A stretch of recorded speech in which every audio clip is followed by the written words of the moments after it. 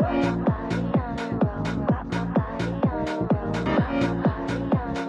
и дарителска кампания, ако желаете, може да ни подкрепите.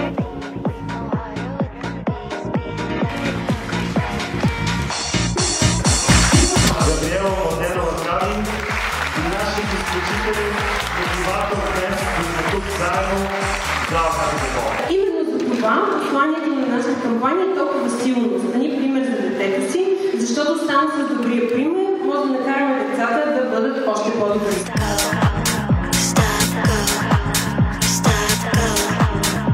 Един добър футболен отбор има нужда от добра защита и в нашия случай това са великолепните протеини, които ни дават сила и мускули.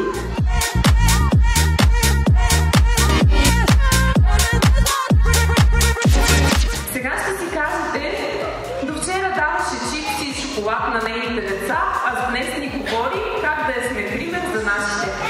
Прави сте, съвършено сте прави, защото това казвах и аз на хората, които ми споделяха, че имам проблем с килограмите.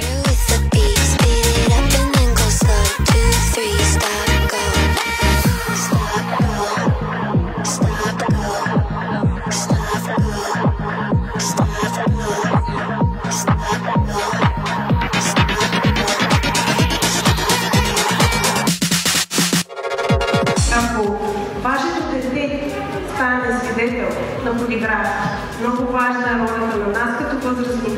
Моментално да кажем, че това не е добро, не е правилно и да създадем по този начин емпатия в детето.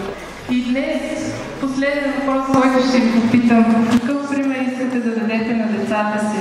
Този, в който всеки ден се отказвате от себе си? Или този, в който всеки ден избирате енергията, живота и здравето? Благодаря. Както подобава, така ще направим един перфектен завършек.